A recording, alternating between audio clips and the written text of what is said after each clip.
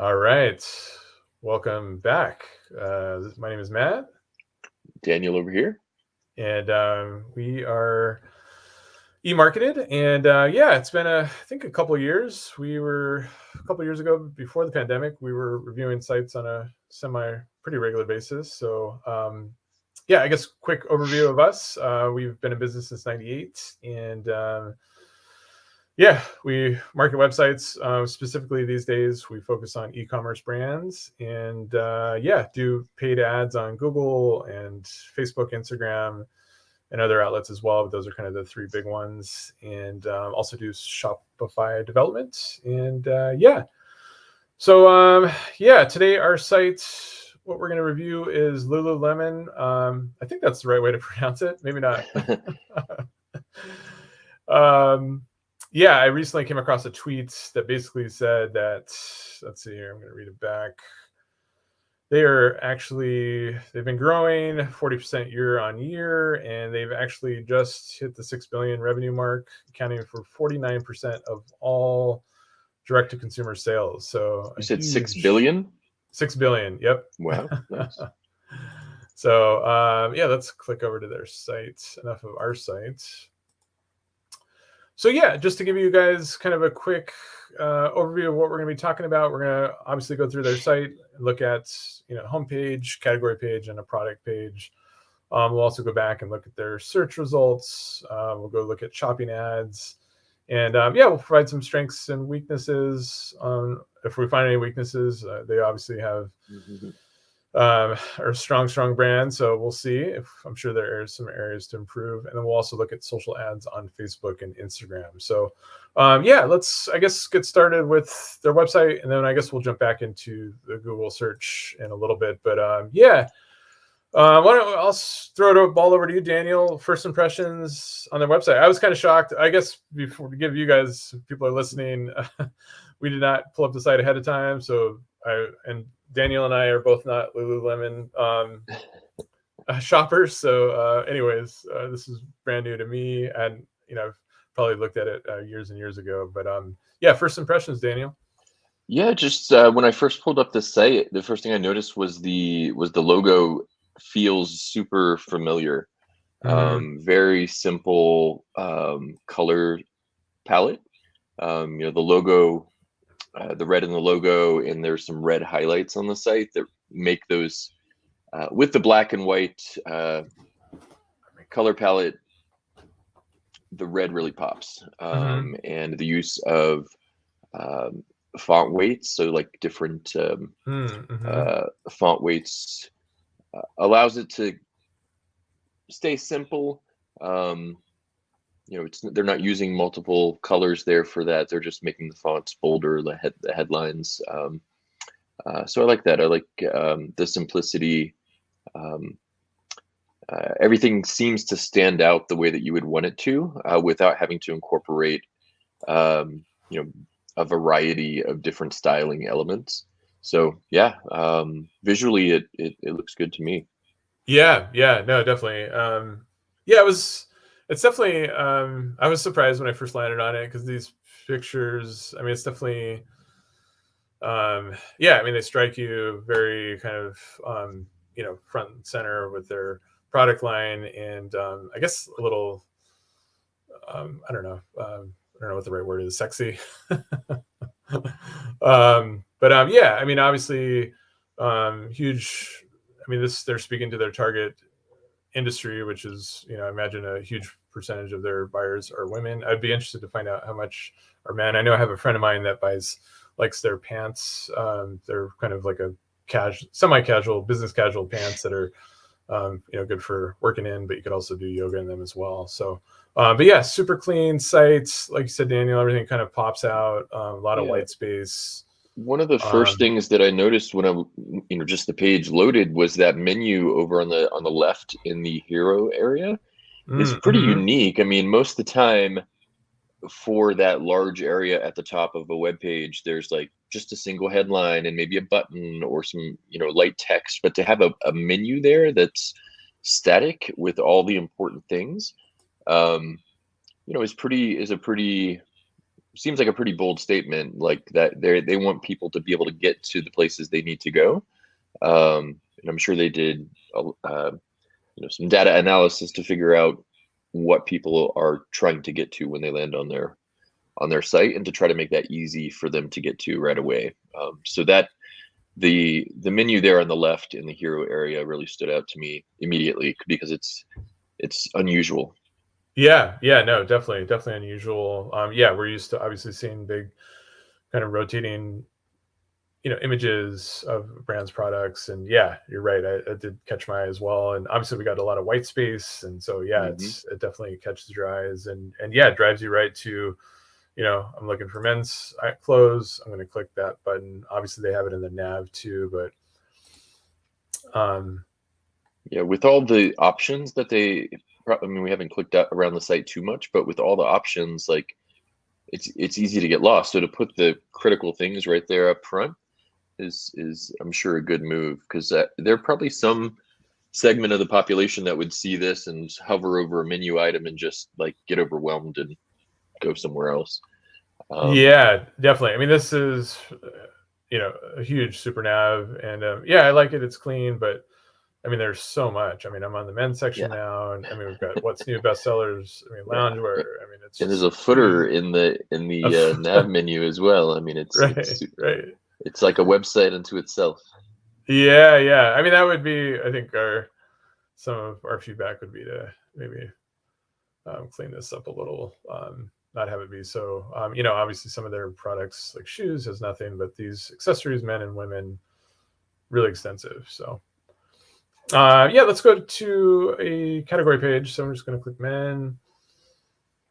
So yeah, they've brought that into category pages as well. So they're going to drive you to these special parts sections. So yeah, they, like you said, I'm sure they've done a lot of user testing and figured that I'm sure they did some A/B testing before launching that site wide. So yeah, great. Obviously, great product photos. Oh, these are the pants I was telling you about. So that, yeah, you could, wear them to work. But you could also, do a run or some yoga in them as well. So yeah, you know what I like? It's, I mean, we're on an e-commerce site, but it doesn't feel, it feels almost like doesn't feel so e-commerce heavy. I'm shopping. We haven't gotten a pop-up yet, so that's also different. Yeah, that's nice. Yeah. Yeah. So this particular page too, if you look at the in the screen share, you can't quite see it, but it's showing story men in the URL. So I think this page template that we're on right here, it's a little bit different than the normal category page for an item. So if you were to go to the under the drop down for men, okay, yeah, go to pants maybe, or joggers, yeah, and just see that. So that's like a your standard kind of category page of products. Yep. On the site. So that's a little bit different than the initial one you were looking at, which is a more, like you were saying, didn't really feel like a typical e-commerce page. Whereas the joggers page, has more what we're used to, I think. Yep, exactly. Yeah, good point. Yeah, I like how we can, just within the men's joggers, I can click to all these different categories within. Nice rollovers. I like the quick little descriptions of them, so I can know if I need to dive in deeper. We've got some toggles categories on the left side. It looks like some kind of infinite loading too. So yeah, loading some more as we scroll down. Got a ton of products. Yeah, let's click into one.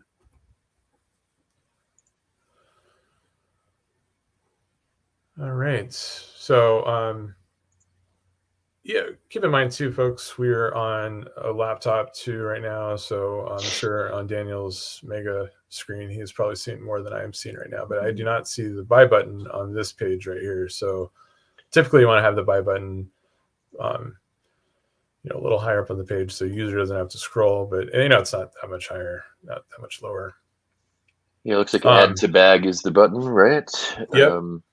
Yeah, one of the things Um, I notice when I'm shopping, especially for pants and online, is I find it a little bit strange that they went with the length in inches, but for the size, they're not typically, you buy, 3630s or something like that. And here they're breaking it down to their own sizes. So you have to go to the size guide to figure out what your waist size is, which feels a yep. little like, if I were shopping for pants for myself, it's like an extra click that I would not need to make if they had the actual waist size there. But it could be, there could be a number of different reasons for that. But it's just, to me, that doesn't feel like super user friendly. And that's just me personally. Yep. And that may be how, I think, because don't have a lot of, I think I have like one pair of sweats, but I recently have bought some sweats for my dad recently on Amazon, and it seems like these are kind of the, it seems like that's how they categorize them. Interesting. So yeah, I need to but buy yeah, more it is. sweats. You need to buy some more sweats. We both do. I mean, these look so cool. I'm ready to buy some too. Yeah, I've been reading a lot about this kind of Afterpay, and this feature is definitely enabling e-commerce brands to, if somebody doesn't want to, pay for the whole amount right now, they can do this in 4 payments of 32. So that's definitely, users are responding to that and using that option. So it's Increasing conversion rates for sure. Yep. Yeah, I'd like to pick up store. Let's see what happens there. So we have to select the size. It's asking for my location. Let's do large. And yeah, it's giving me stores that are near me. Cool. Pretty cool. There's 1,174 stores just in Los Angeles. Wow. That's why they're $6 billion brand. $6 billion. Yeah, super tight pictures. Yeah, they're kind of using the black fonts like we use on eMarketed. So very clean.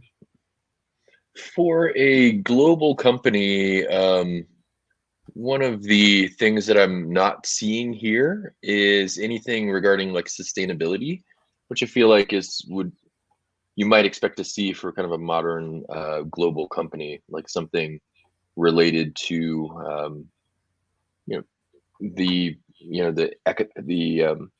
environmental impact of producing this particular product, that kind of thing. I feel like I've seen that quite a bit, and it is something that I was surprised not to see here, actually. Yeah, no, that is a good point. They definitely use the red sparingly. I was kind of scrolling down, and we've got our obviously call to action and like new, but it's I feel like it's perfect use of the red. Yeah, definitely. Even down here, I was thinking, the reviews could all be red, but definitely, when they do, somebody comments, I mean, their logo definitely pops. So yeah, an excellent use of red, not too much. Okay, so what would you give this product page, Daniel? Yeah, it's great. Yeah. It's, I don't know that I would make any changes. Yeah, it looks great to me. Yeah. Let's make sure they have black. You got to have black. Okay, yeah, they're good. Right. There you go. Cool. Well, let's go ahead and take a couple steps back and just go to a search for Lululemon. And so yeah, this is what you see. Obviously, we've got their logo, company information on the right, and we've got shopping ads here. These are all Lululemon. Let's see if there are any other. So it doesn't look like you can buy Lululemon anywhere else but Lululemon. So, but yeah, great product shots. Got some sales here, 19, so that definitely pops out. great product photos. It's interesting. We've got a mix of kind of headshot, torso, mix of various colors too. So yeah, I like how it's not just all black, or it's. I mean, I feel like they did this intentionally, so they give the user many different options. Any improvements you see with the Google Shopping ads, Daniel? It looks good. I mean, they've got their free shipping call outs. They got reviews. I mean, it's interesting that the reviews are only popping up on one. Yeah, that's what I was going to say. I've only seen it one here. There might be some more call outs that they could implement, but it looks good. I mean, it doesn't. Nobody else is getting that brand. The branded search. I'd be interested to see how it comes up in Google Shopping with a non-branded search. Mm-hmm. If you look for like women's yoga, super high rise, something like that, and see what comes up in a Google search for that, or how long it takes Lululemon to come up there. Okay, let's try it.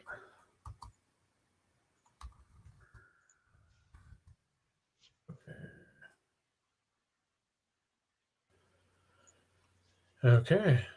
Yeah, if you take the take brand, Lululemon out. Yeah, exactly. Okay. Women's, yeah. Okay, yeah, good point. Yeah, it comes out about the same. I mean, that third result there. There's no stars on that one, so the Everlane is more, to my eye, I go probably to the stars. Right, the to old stars, yeah. Yeah, the Old Navy pops out because of that green sale price. So in a non-branded search, Lululemon doesn't quite pop the way that it did for the branded search. And somebody, like me, who wasn't familiar with the brand, doing a search, I wouldn't notice to use the brand name there. So I would probably, if I were a consumer, I would probably be gravitating maybe toward that first result that was coming up. Yep. In this case, Athletica or Athleta is what, it's $19, and the next one is $98 without the stars. If I'm not familiar with the brand, that seems like a pretty big jump in price. Depending on the target consumer. I mean, maybe the target consumer is used to spending like that much. But for a general shopper, I'm probably gravitating towards the Athleta or the Victoria's Secret or Alo Yoga. Yeah, this one's interesting. I haven't seen this before. The curbside pickup today. Yep. Yeah. But you're right. Yeah, I feel like their reviews could, and who knows? I mean, we've only looked at a couple different products, but yeah, I mean, obviously, yoga pants is probably one of their bigger sellers, I imagine. And to not have any reviews, when I'm sure they have obviously thousands of reviews. Yes. But yeah. So let's take a look at their. Yeah, one thing I did notice was, not that it's a big deal, but shop.lululemon. So that's obviously the store is on shop. So I wonder if the corporate site is on just lululemon.com by itself, possibly. Looks like, okay, we got more shopping ads down here. Looks like no search ads. I think the top one wasn't the top one. Oh yeah, you're right. Yep. I stand corrected. Thank you. Let's jump over and look at their social media ads. So let's make this a little larger.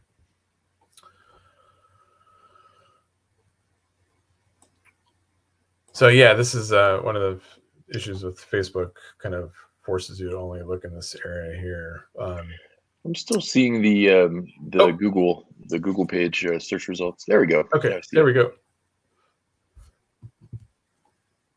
I see it now, the Meta screen. Yeah, so yeah, it looks like obviously they're pushing Mother's Day. It's coming up. Something catch your eye. So another Mother's Day. So yeah, these are pretty decent. Video, or I guess there's some video there. Yeah. Yeah, we got this one. Yeah, obviously. When is Mother's Day? Is that coming up in next month? It's in May, like May. the second Sunday in May, I think. Yeah. So yeah, obviously these all ads started, just in the last week or so. Yeah. But yeah, we got Instagram, we got Audience Network, Messenger. So yeah, they start running these ads now, and if people aren't familiar with the brand, they can start targeting them and giving them gift ideas, kind of target people that aren't familiar with the brand, do top of funnel. Great that they started it a month in advance too. Get these out there, find out what's working and getting traction, and invest more in that. Yes, definitely.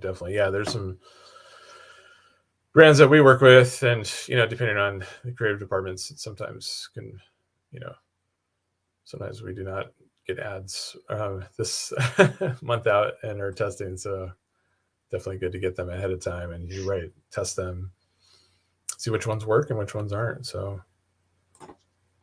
yeah, and it looks like they have, obviously it's a giant brand. They have a lot more than just women's apparel. So we're seeing a lot of ads here that aren't related to Mother's Day, which you would expect.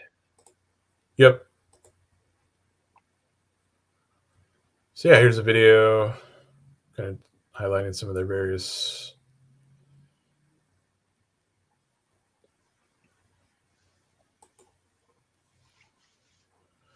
shoes. I mean, yeah, it's huge. These are some. Oh, this is nice. This unboxing. Oh yeah. There was an ad up a little bit that included the Afterpay call out.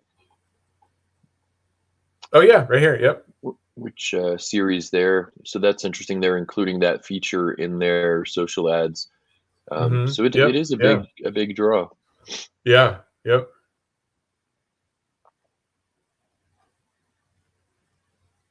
Yeah, I believe Afterpay is now part of Block, which was Square, I believe.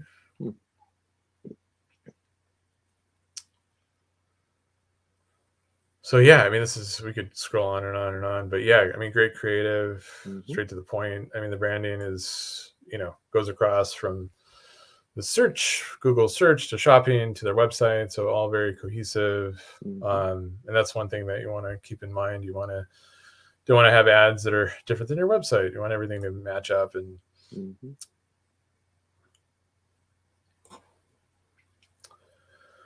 so yeah, any closing comments, Daniel? I feel like I'm a little rusty on this. I think, I mean, it looks like a great site. Obviously, it's a giant brand, so they've invested quite a bit into this piece. I think I'd be interested to learn how much of their revenue is direct to consumer versus like wholesale retail, to see like how how much of an impact their website has on their overall 6 billion in revenue. Right. How much of that is like in store? Yeah, that would be, I mean, interesting to learn that. But yeah, great site. I think it's something, the execution is something that other brands should seek to emulate. Yeah, most definitely. Yeah, I was listening to a podcast a month or so ago, and that's one of the things that the podcast host was talking about. Just look at other brands that are you obviously know Lulu's spending millions and millions of dollars on everything, and so why not see what they're doing, see what's working, and they've done the testing. Yeah, I mean, the brand name feels a little unfortunate. I feel like most brands you see the word and you can pronounce it, but this one, like, you start to question, like, am I getting it right? There's about 3 or 4 different ways you could pronounce the brand name, right? So that's it is what it is, but it's if I pronounced it wrong and mentioned it to a friend, like, they would have no idea what I was talking about, right? And I wonder if, like, in that circle of, I wonder if people are calling it Lulu for people that are avid shoppers. That'd be interesting to find out. Lululemon. Lululemon. I mean, there's a bunch of different ways you could potentially pronounce it. So it's that seems a bit like, it would be nice if it were Lululemon or something like that, or something that was a little easier, rolled off the tongue a little easier. But they definitely, that logo, I mean, yeah, both you and I are not, simple. we're not shoppers, but we both knew it. So, well, great. Well, thanks for tuning in for our first time back. First time back. So hope you got some value from this, and yeah, please share it on social, and we'll be back next week with another review. Thank you. Thanks.